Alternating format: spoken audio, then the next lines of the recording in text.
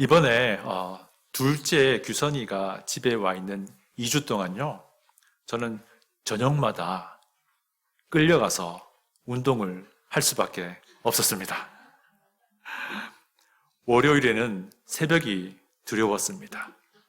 화요일, 목요일, 금요일은 저녁이 두려웠습니다. 월요일 아침에는 제가 유일하게 늦잠 자는 날인데, 화요일 저녁은 수요 말씀 교제를 앞두고 시간이 쫓기는 날인데, 목요일 저녁은 그나마 괜찮습니다. 근데 금요일 저녁은 늘 예상 일정보다 늘 늦어져서 항상 마음 애태우는 그 주일 설교 준비 때문에 마음이 조급한 날인데, 그런데 기어이 규선이가 저를 끌고 커뮤니티 센터로 가는 겁니다. 학기 중에 규선이가 이제 떨어져 지내니까 기회가 있을 때마다 아들과 같이 시간을 보내야겠다 생각하고 그렇게 하기로 마음먹었는데 쉽지가 않더라고요. 운동을 시작하면요, 일단 제가 영 못 따라가요. 그리고 아들이 드는 무게에 저는 기껏 해봐야 3분의 2예요. 3분의 2 혹은 반, 3분의 2 혹은 반이에요. 그래도 어쨌든 2주 동안 꾸역꾸역 운동을 하니까 이게 웬일인지 몸도 마음도 상쾌해지더라고요. 몸이 좀 더 가벼워졌다라는 생각이 들고요. 그런데 그 짧은 2주 동안에 그것도 꾸역꾸역 운동을 하긴 했지만 그래도 이 정도라면은 소망이 있는 거예요. 나도 이 대학생 때를 회복할 수 있을까 이런 소망이 생깁니다. 체력이 막 곧 좋아지겠다 싶은 생각이 듭니다. 그런데 조건이 하나 있죠. 뭐겠습니까? 계속 해야 된다는 거예요. 저는 내일부터 저와의 싸움을 시작하렵니다. 디모데 후서의 전반적인 메시지는 고난을 받으라라는 것입니다. 오늘 우리가 읽었던 이 짧은 본문에도요, 고난을 받으라라는 말이 나오지요. 디모데 후서를 기록한 바울 사도 역시 고난 중에 있었습니다. 지하 감옥에 갇혀가지고 이제 사형 집행을 기다리고 있는 상황이었죠. 이 편지를 처음 읽었을 법한 우리 디모데 역시 에베소 교회에서 사실 고난의 목회를 하고 있었고요. 그리고 우리의 많은 믿음의 선배들도 고난의 길을 갔던 것을 우리가 잘 압니다. 지금도 신앙 때문에 자기의 목숨을 내어걸고 신앙을 지키는 사람들이 있습니다. 자유로운 나라 미국에 살고 있는 우리 정말 행복한 거예요. 그럼에도 불구하고 우리는 때로는 우리의 신앙 때문에 고난이나 핍박을 통과해야 될 때가 또 있습니다. 제가 1900년대 초에 영국에서 목회했던 F.B. 메이어라는 목사님이 쓴 글을 짤막하게 제가 인용해 드려 볼게요. 가령 내가 어떤 외지에 있는데 어떤 사람이 내게 와서 안식할 곳에 이르려면 태양이 가려진 계곡과 자갈길을 지나야 한다고 알려줬다고 가정해보자. 그가 얘기한 계곡과 자갈길을 만날 경우 그 모든 그늘지고 덜컹거리는 순간마다 나는 내가 옳은 길을 가고 있다고 생각하지 않겠는가? 이처럼 하나님의 자녀는 고난을 지날 때 놀라지 않는다 라는 말을 했더라고요. 어쨌든 성경 말씀도 그렇고요, 우리 그리스도인의 경험도 그렇고 똑같은 말을 합니다. 그리스도인이 그리스도의 제자로서 합당한 삶을 살아가면 고난이 핍박이 있을 수밖에 없다라는 것을 우리에게 분명히 말해주고 있습니다. 그러나 우리는 또 분명히 알고 있고 분명히 믿습니다. 우리가 복음을 제대로 안다면 흔들리지 않을 것임을 우리가 압니다. 어떠한 핍박과 어떠한 고난과 어떠한 시련이 와도 흔들리지 않을 것임을 우리가 압니다. 우리가 복음을 제대로 안다면 착각하지도 않을 겁니다. 내 죄 때문에 받는 고난을 복음 때문에 받는 고난이라고 착각하지 않을 겁니다. 또 우리가 복음을 정말 제대로 안다면 바꿀 수도 있습니다. 내 잘못 때문에 받는 고난도 능히 성숙함과 연단을 위한 그런 고난으로 바꿀 수도 있어요. 이것이 지난주에 보았던 복음과 함께 받는, 복음 때문에 받는, 복음을 위해서 받는 고난입니다. 여러분, 그러다 보니까요, 어떤 생각이 듭니까? 그리스도인으로서 복음에 합당한 삶을 사는 것과 고난을 받는 것이 동의어처럼 여겨집니다. 그리스도인으로서 복음에 합당한 삶을 살면요, 핍박과 고난이 따라오게 되는 것이고, 또한 복음 때문에 받는 핍박과 고난이 오면 그리스도인으로서 내가 복음에 합당하게 살고 있다는 증거가 되기 때문입니다. 그래서 이 고난받는다라는 표현은 어쩌면 그리스도인으로서 복음에 합당하게 산다라는 말의 의미를 대체하는 하는 것 같아 보입니다. 여러분, 디모데후서 1장과 2장에 나오는 구절 중에서요, 고난을 받는다라는 표현은요, 복음에 합당하게 산다라고 한번 바꿔서 읽어봐요. 우리 화면 좀 보여주십시오. 화면, 그 다음 화면 보여주십시오. 그 다음 슬라이드, 예.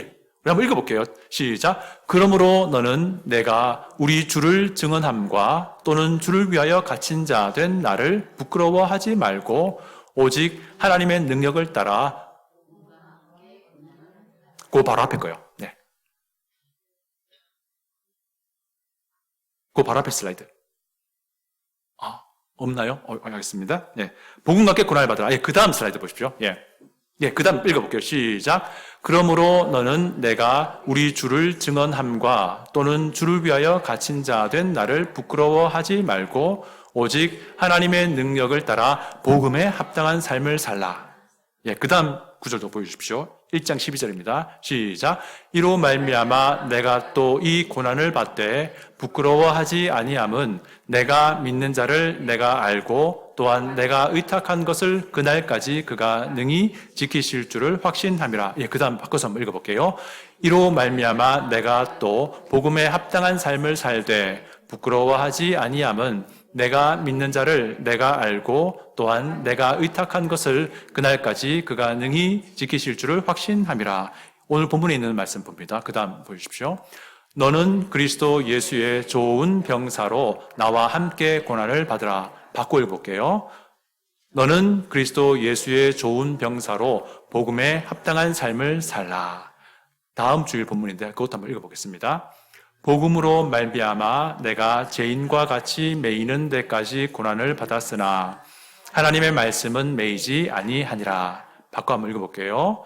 복음으로 말미암아 내가 죄인과 같이 매이는 데까지 복음에 합당한 삶을 살았으나 하나님의 말씀은 매이지 아니하니라.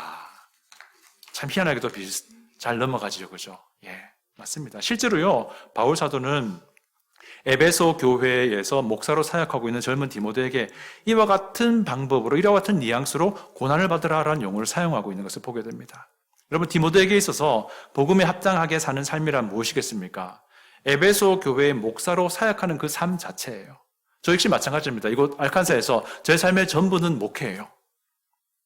그래서 바울은요, 디모데에게 에베소 교회의 목사로 부르신 그 부르심에 합당하게 목회 사역을 감당해라라고 계속해서 푸시하고 있어요. 이 말은 곧 디모데가 살아야 할 삶을 충실히 살아내야 한다는 겁니다. 왜? 디모데는 목사로서 목회 일이 그의 삶이었기 때문에. 여러분, 우리 각자가 그리스도인으로서 살아야 할 삶이 있습니다. 복음에 합당하게 살아내야 할 삶이 우리에게 각자가 있습니다. 생수교에 속한 우리 각자는요, 지체로서 주님의 몸 안에서 살아내야 할 삶이 있습니다. 뭐겠습니까? 이 몸의 한 지체로서 책임 있는 성도로 스스로가 잘 세워지는 겁니다. 이것이 복음에 합당하게 사는 삶입니다. 우리 교회 안에서 지체로서. 또 우리 각자의 삶의 현장에서도 우리는 살아내야 할 삶이 있습니다. 우리 삶의 각각 곳곳에서 우리가 많이 보내는 그 시간이 있는 그곳에서 우리는 그리스도의 영광스러운 품격을 잃지 않고 삶을 가꾸어 나가는 것. 이것이 복음에 합당하게 살아가는 삶입니다. 우리 마땅히 그렇게 해야 함을 알고 있습니다. 오늘 본문을 보면요, 이 복음에 합당한 삶을 위한 몇 가지 당부가 나오는데요, 우리 함께 그 부분을 찾아보기를 원합니다. 첫 번째 당부는요, 예수 안에 있는 은혜로 강해져야 함을 당부합니다. 우리 다 같이 1절을 읽어보겠습니다. 시작. 내 아들아, 그러므로 너는 그리스도 예수 안에 있는 은혜 가운데서 강하고. 요 1절은요, 사실 지난주일에 다뤘던 내용을 그대로 요약하고 있습니다. 여러분, 지난주에 다룬 내용이 무엇이었습니까? 복음을 제대로 알고 성령님의 지시를 제대로 따르면 고난이 이겨지더라 라고 하는 겁니다. 1절을 내용상 구분하면 두 가지로 나눠지는데요, 첫 번째는 그리스도 예수 안에 있는 은혜 가운데서 라는 것과 강하고예요. 근데 여기서 강하고라고 번역된 이 그리스어는요, 동사인데 수동태예요. 우리 한국말은 수동태, 능동태 구분을 그렇게 뚜렷하게 안 하잖아요. 근데 그리스어나 영어나 수동태, 능동태가 구분이 확실합니다. 이게 무슨 말인 거니? 강해지게 되고 뭐 이런 말이에요. 밖에 무언가의 원인에 대해서 강해지게 되는 거예요. 내가 강하게 한다는 그런 의미가 아니라는 겁니다. 요약하면 이렇게 됩니다. 예수 안에 있는 은혜로서 강해지게 되라라는 겁니다. 예수 안에 있는 은혜로서 우리가 지난주에 보았던 복음을 제대로 아는 겁니다. 강해지게 되라. 이것이 또한 무엇을 말하겠습니까? 성령님의 인도하심을 제대로 따라가면 내가 이기게 되는 것, 이기는 것이 아니라 이겨지게 되는 것처럼 내가 나를 강하게 하는 것이 아니라 하나님이 나를 강하게 하신다라는 그런 뉘앙스를 갖고 있는 겁니다. 여기에서 우리 한 가지 중요한 차이를 발견하기 원합니다. 내 힘으로 강해지고자, 강하고자 하는 것하고요, 은혜로 강해지게 되는 것과 차이를 우리가 봤으면 한다는 겁니다. 내 능력으로 강해지는 것하고요, 복음을 제대로 알아서 강해지게 되는 것하고, 내 재능으로 강해지려고, 강하려고 하는 것하고요, 구원을 제대로 알아서 강해지게 되는 것하고, 그 차이. 여러분, 만약에 우리가요, 은혜로 강해지게 되지 않으면요, 그렇게 하지 않고 스스로 강하려고 한다면요, 그 강함은요, 때로는요, 아주 심각한 문제로 드러날 수 있습니다. 때로는요, 도끼 가득함으로 나타날 수 있어요. 때로는 위협적인 말로 나타날 수도 있습니다. 때로는요, 차가운 눈빛과 무서운 표정으로 드러날 수도 있어요. 때로는 우리가 재물을 가지고 있으면요, 은근한 그 자만심과 교만함으로 나타날 수도 있다는 거예요. 그러나 우리 주님 그리스도 예수님을 통한 은혜로 강해지게 된다면요, 내 스스로가 아니라 하나님께서 나를 강하게 하심을 우리가 경험하게 된다면요, 그 강함은요, 스스로 강하려는 강함과는 완전히 다른 모습으로 나타나게 될 겁니다.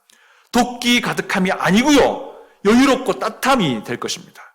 위협적인 말이 아니라 부드럽고 예의 갖춘 말이 될 거예요.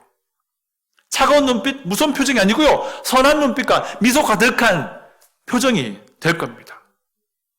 재물을 가지고 있지만 겸손함으로 나타나게 될 겁니다. 사랑하는 성도 여러분, 강해지시길 바랍니다. 여러분 스스로 강하려고 하지 마시고요, 오롯이 복음을 제대로 알므로 강해지는 일이 우리 안에 있기를 원합니다. 구원의 은혜를 제대로 알기 때문에 강해지는 그런 역사가 우리 안에 있기 원합니다. 예수님 안에 있는 은혜가 지금 내게 제대로 작동하고 있는지를 매 순간마다 확인할 수 있는 그런 지혜가 우리에게 있기 원합니다. 만약에 예수님의 그 예수님을 믿는 믿음 안에서 부어지는 그 은혜가 내 안에 분명히 있다면요, 우리는 그 은혜 때문에 강해지게 되는 역사를 경험하게 될 겁니다. 삼위 하나님께서 우리를 강해지게 그렇게 빚어나갈 겁니다. 여러분도 도대체 어떠한 종류의 강함을 가지고 있습니까? 스스로 강하려는 그 강함입니까? 아니면 은혜에 의해서 오롯이 성령 하나님의 만지심으로 인해서 강해지게 되는 그런 강함입니까? 두 번째 부탁은요, 믿음의 친구 삼을 것을 당부합니다. 우리 2절을 다 같이 읽어봅니다. 시작. 또 내가 많은 증인 앞에서 내게 들은 바를 충성된 사람들에게 부탁하라. 그들이 또 다른 사람들을 가르칠 수 있으리라. 이 구절 보면 이게 어떤 의미죠? 바울 사도가 디모데에게 한 그 무언가를 그대로 디모데도 다른 사람에게 그대로 하라는 겁니다. 바울이 디모데에게 뭘 했을까요? 우선은요, 디모데에게 복음을 전해서 디모데로 하여금 예수 그리스도를 믿을 수 있도록 도와주었습니다. 그리고 거기서 끝나지 않았습니다. 디모데도 자기처럼 복음을 증거하는 그 사역에 함께 하도록 격려하고 또한 이끌기도 하고 함께 다녔습니다.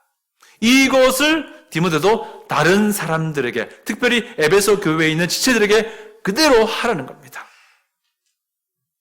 그렇게 될 때에 디모데의 가르침을 받은 그 사람들도 또 다른 사람에게 똑같은 일을 반복할 거라는 것입니다. 바울이 디모데에게, 디모데가 충성된 에베소 교회 또 다른 사람들에게, 또 그들은 또 다른 사람들에게 복음이 전해지는 역사를 감당하게 된다는 것입니다. 여러분, 정확하게 표현하자면요, 사실은 이겁니다. 그리스도인으로서의 그 삶 전체가 가르쳐지는 겁니다. 전해지는 것입니다. 바울과 디모데는 거의 동고동락했습니다.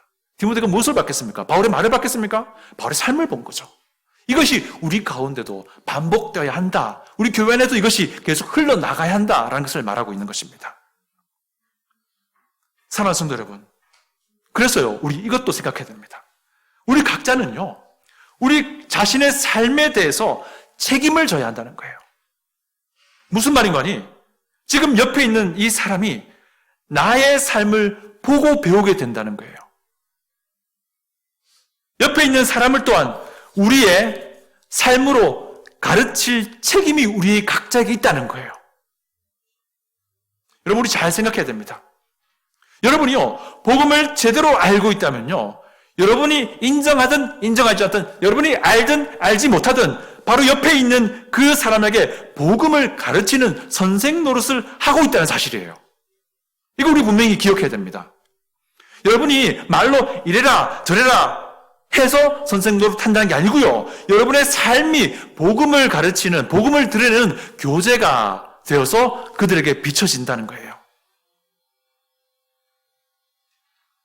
옆에 있는 지체의 삶 또한 나에게는 내가 복음을 배우는 교재가 된다는 겁니다.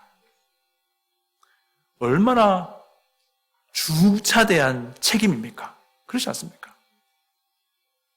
한편 이렇게 복음이 전해지고 가르쳐지는 과정은 우리가 또 어떻게 설명할 수 있냐면요, 믿음의 친구를 삼는 겁니다. 믿음의 친구를 또한 만드는 거예요. 믿음의 동역자를 만드는 겁니다. 우리는 흔히 믿음의 친구 될 사람 나에게 보내주십시오, 이미 완성된 믿음의 친구를 좀 보내주십시오라고 기도를 합니다. 우리 기도를 좀 바꿔야 될 것 같습니다. 믿음의 친구를 내가 만들도록 기회를 주십시오 라고 기도의 내용을 바꿔야 할 것 같습니다. 우리 이렇게 한번 기도해봐요. 하나님, 생수교회에 사람을 보내주세요. 생짜배기를 보내주세요. 제가 그들에게 복음이 무엇인지 보여주고 싶습니다. 그래서 그들로 하여금 그들이 정말 예수 그리스도를 나처럼 구주로 믿는 믿음에 이르도록 도와주겠습니다. 그래서 그들도 내가 바라보는 방향을 바라보게 내가 도와주고 싶습니다.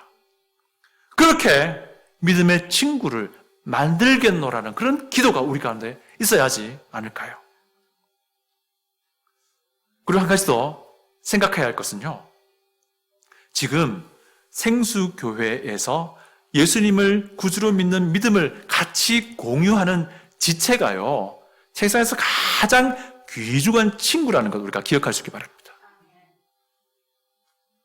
비록 저 보세요, 볼품 없잖아요. 저 보세요, 부자도 아니잖아요. 저 보세요, 정말 구닥다리잖아요. 세련되지 않습니다. 그럼에도 불구하고요, 같은 믿음을 가진 주님의 몸된 생수교회의 지체가 가장 귀한 믿음의 동역자, 가장 귀한 믿음의 친구가 됨을 우리가 기억할 수 있기를 원합니다. 세 번째는요, 훈련할 것을 당부합니다. 3절 보시면요, 다 같이 한번 읽어볼게요. 시작. 너는 그리스도 예수의 좋은 병사로 나와 함께 고난을 받으라. 바울은 이제 군인 이야기합니다. 바울이 자주 하는 이야기 중에요, 운동선수 얘기 나오지만 운동선수 이야기 자주 하고요, 군인 이야기도 자주 해요. 오늘 이제 군인 이야기를 시작하는데요, 예수님의 부하로서 좋은 군인이 되라라는 것 아니겠습니까? 여러분, 좋은 군인은 어떤 군인일까요? 일단 개인적으로 역량이 뛰어난 군인은 좋은 군인이 될 겁니다. 체력도 뛰어나고요, 무기도 잘 쓰고요, 아주 스마트한 그런 군인, 굉장히 좋은 군인입니다. 근데 군인은요, 여기서 끝나면 안 돼요. 왜 그런지 아세요? 군인은요, 그냥 하나의 부품이에요. 군대 조직에 의하면요. 전쟁하러 갈 때요, 큰 작전의 틀 안에서 군인은 하나의 소모품밖에 안 돼요. 같이 협력이 되는 겁니다. 물론 내가 누구와 협력하는지 몰라도 그렇게 협력이 되는 거예요. 이게 뭔가 하니, 개인 역량도 사실은 이것을 위해서는요, 훈련이 필요하고요, 특별히 더 군대 조직 안에서 같이 협력하여 전쟁을 치를 때에도 이것이 훈련이 되지 않으면 이거 안 되는 겁니다. 그래서 제가 볼 때는요, 정말 좋은 군인은요, 좋은 병사는 평소에 훈련이 잘 되어 있는 군인이에요. 여기 우리 교회 우리 형제님들은 전부 다 군대 갔다 왔잖아요. 다 공감하실 거예요. 그래서 우리가 훈련이 되어야 함을 오늘 본문이 우리에게 말해주는데요, 먼저는요, 그리스도의 기쁨을 우선순위를 두는 훈련이 되어야 한다라고 말해주고 있습니다. 4절 우리 다 같이 읽어보겠습니다. 시작. 병사로 복무하는 자는 자기 생활에 얽매이는 자가 하나도 없나니 이는 병사로 모집한 자를 기쁘게 하려 함이라. 이게 무슨 말입니까? 우선순위 이야기하는 거예요. 우선순위가 내게 있지 않고 나를 부하로 삼아주신 대장에게 있다는 거예요. 대장에게. 내 기쁨을 위해서가 아니라 나를 부하로 삼아주신 대장의 기쁨을 위해서 살아야 한다라는 그 말입니다. 어떻습니까? 복음에 합당한 삶을 우리가 살기 원하잖아요. 우리 대장이 누구십니까? 우리 주님 예수 그리스도 아니십니까? 그 모든 우선순위가 예수님께 맞춰져 있어야 한다는 것입니다. 내가 우선순위가 되지 않아야 한다라는 겁니다. 여러분, 그게 되게 중요한 문제가 이겁니다. 나에게 기쁨이 되느냐가 고려 대상이 아닌 거예요. 예수님께 기쁨이 되느냐가 고려 대상이 되는 겁니다. 이것을 훈련하라라는 거예요. 여러분, 이제부터는요, 우리 모든 일을 결정할 때에 내게 기쁨이 되기 때문인지 혹은 예수님께 기쁨이 되기 때문인지를 고려하셔야 돼요. 이것이 정말 예수님께 우선순위를 맞춘 결정인지 생각해 봐야 된다는 겁니다. 그래서 여러분, 복음에 합당한 삶이란 자기에게 우선순위를 두지 않는 겁니다. 내 대장 대신 예수님께 우선순위를 두는 거예요. 내 대장 대신 예수님의 그 말씀에 우선순위를 두는 겁니다. 두 번째는요, 규칙을 따르는 훈련이 되어야 합니다. 성경 말씀대로 따르는 훈련이 되어야 한다라고 말합니다. 5절 다 같이 한번 읽어보겠습니다. 시작. 경기하는 자가 법대로 경기하지 아니하면 승리자의 관을 얻지 못할 것이며. 바울은요, 운동 경기 되게 좋아했습니다. 육상 좋아했고요, 복싱도 좋아했고요, 레슬링도 좋아했습니다. 어쨌든 바울이 이제 운동선수 이야기 하는데 그 의미가 무엇입니까? 규칙대로, 룰대로 경기하라는 겁니다. 아무리 1등으로 골라인 통과해도요, 그 레인버스 하면 실격이잖아요. 우리 잘 알잖아요. 모든 경기에는 규칙이 있다는 겁니다. 이처럼 복음에 합당한 삶이라는 경기에도 규칙이 있다는 겁니다. 그 규칙이 무엇이겠습니까? 근데 우리에게 기록된 성경 말씀입니다. 성경 말씀이 복음에 합당한 삶이라는 경기의 규칙이라는 겁니다. 여러분, 그래서 이제부터는요, 우리가 뭔가 결정할 때 이것이 내 생각이 성경 말씀에 합당한 것인지를 한 번씩 확인해 보고자 하는 습관이 들어야 돼요. 이것이 훈련돼야 됩니다. 즉흥적으로 결정할 것이 아니라 한번 따져보라는 거예요. 지금 내 생각이 진짜 하나님의 말씀이 말하는 그 방향과 일치한지 아닌지를 한번 고민해 보라는 거예요. 세 번째는요, 개고생을 배우는 훈련이 되어야 한다는 거예요. 여러분, 개고생 말 썼잖아요. 개자가요, 한글말로 심한 그런 뜻이에요. 여기 아니에요. 예. 6절 보십시오. 6절 다시 읽어보겠습니다. 6절입니다. 시작. 수고하는 농부가 곡식을 먼저 받는 것이 마땅하니라. 추수하는 곡식을 제일 먼저 받아들일 사람은 추수한 농부예요. 그죠? 곡식을 수확한 농부일 텐데 그 농부가 그거 들고 어떤 표정을 짓겠습니까? 한번 지어볼까요? 다 같이. 엄청 기뻐하지 않겠어요. 그죠? 예. 왜 그렇습니까? 그가 이렇게 웃을 수 있는 이유가 무엇이겠습니까? 그가 지난 여름 동안 딱 뺏어서 땀을 흘렸기 때문입니다. 엄청난 고통을 감내했기 때문입니다. 때에 맞게 땅을 갈았고요. 때에 맞게 씨도 뿌렸고요. 때에 맞게 잡초도 뽑았고요. 때에 맞게 가지치기도 했고요. 때에 맞게 지지대도 세워줬어요. 때에 맞게 거름도 주었습니다.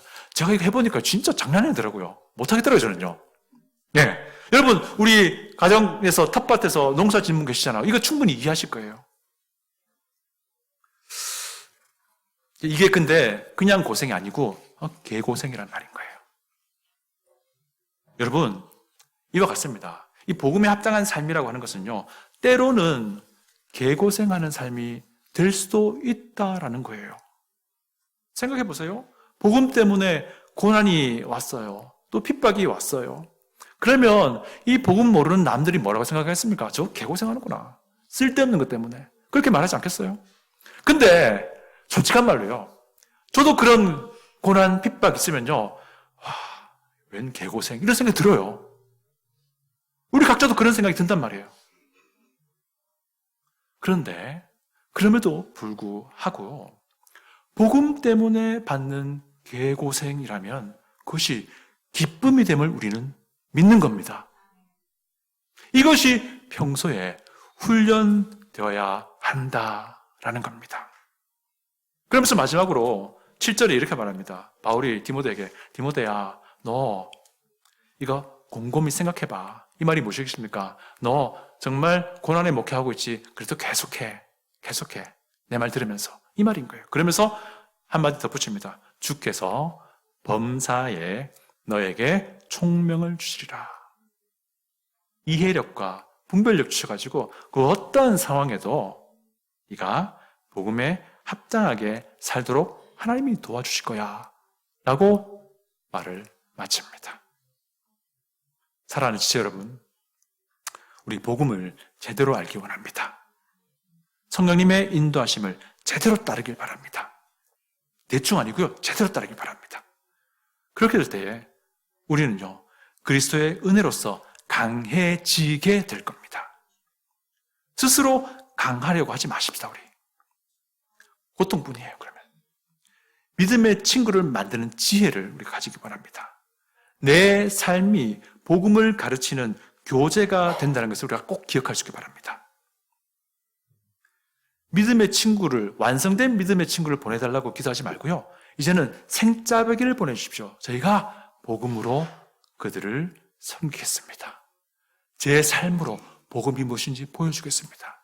때로 하나님께서 기회 허락하시면 제 입술로 복음이 무엇인지 증거해 보겠습니다.